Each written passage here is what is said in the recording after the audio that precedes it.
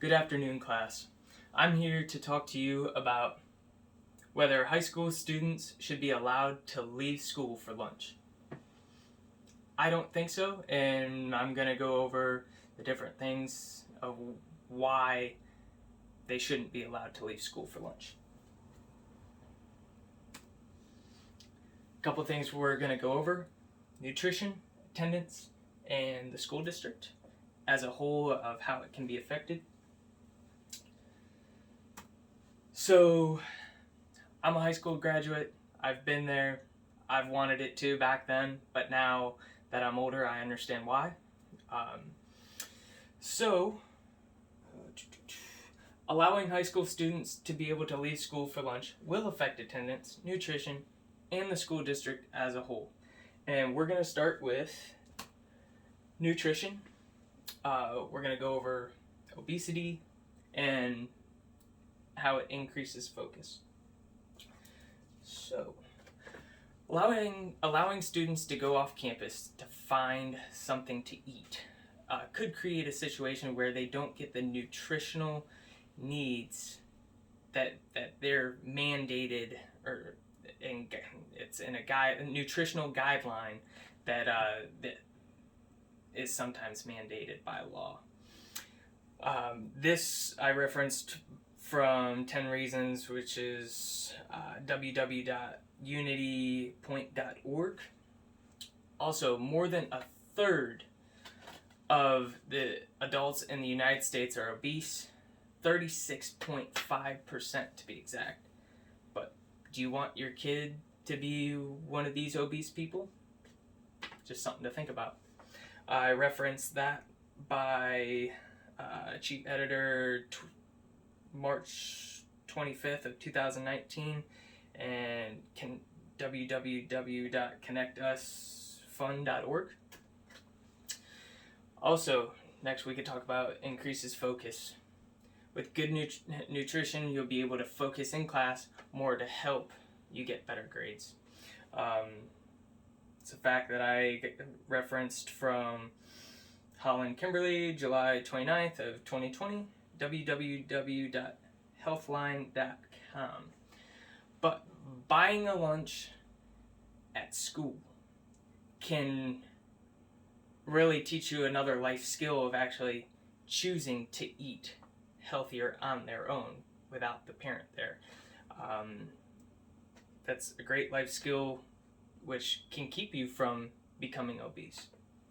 I referenced this from Parker Emily, August 6th of 2020, www.journeyofparenthood.com. So, now that we've talked about nutrition a little bit, we are going to move on to the attendance side of things. So, the attendance. We're going to talk about truancy and being on time. So, we'll start with truancy. Studies show that truancy becomes an issue with people going off campus to get lunch, because really, think about, let's say it's a nice, beautiful spring day. You go out to lunch. Do you really want to come back to class and do that chemistry final? Probably not. I referenced this from 19 Christine Burke, September 6, 2020, www.grownandflown.com. There's enough anecdotal evidence to indicate that a closed campus policy does keep students where they should be in the classroom. This was referenced from Bleisner Guy of 2020, www.ksi.com. Move on to being on time. It's another big one. Most schools have carved enough time out in the school schedule to make it feasible for students to leave campus and return without having to rush. I got this from 19 Christine Burke, September 6, 2020, www.grownandflown.com. One more thing with being the being on time side of things. Sometimes it's difficult to get back from lunch. A girl said that she had to sprint down the hallways so she wouldn't be late. This was said by senior Catherine Moots. This was referenced from Weir Macy, November 3rd of 2015, www.hpbagpipe.com. So I've talked about attendance. I'm going to talk about one more thing, and that's going to be the school district and how it's affected. So you're looking at liability issues and safety. So liability issues, accidents have been happening with students because when they've got a small window to go get food and be back and try to be back on time, it causes for disaster, especially with young students and just getting their driving privileges. It's a question for disaster. So, but accidents can happen to anyone, but when it comes to students who are participating in off-campus lunches, the fault goes back on the school when that accident occurs. I referenced this from Sorry about that. I referenced this from What Are Schools' Liability?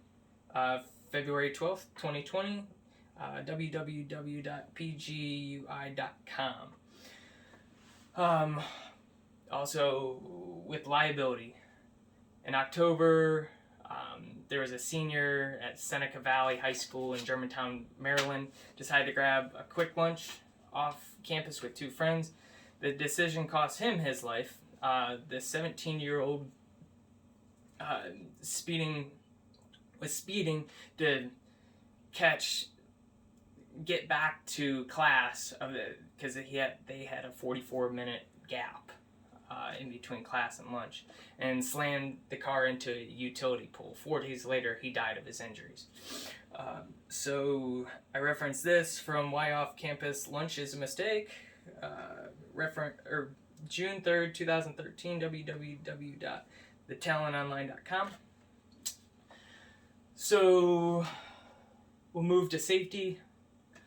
With students randomly walking into and out of school, the administration has the right to be concerned about one more thing, is controlling the flow in and out of the school. I mean, look how many school shootings have happened. So if you can't see who's coming in and who's coming out, it's definitely a safety issue. I referenced this from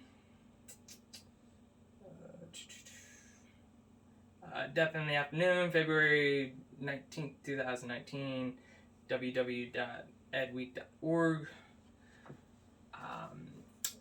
One other thing with the safety side of things. 45 school shootings happened last year, 2019, when the faculty can't keep track of who is coming in, who's going out. It puts the building at risk for that type of thing to happen, school shootings, not being able to keep track of your personnel. So I referenced this from Wolf, Elizabeth, and Christina Walker, November 19th, 2019, www.cnn.com. So we'll move on. So now that we've talked about the school districts, its effect, move on to the conclusion here. So I've talked about nutrition, attendance, the school district, and all the effects that those bring. But I mean, think about your kids. Do you want that for your kids? Any of those things where your school district is liable, he's not attending class, which also can lead to bad grades. Nutrition, they're not getting the nutrition that they should be getting.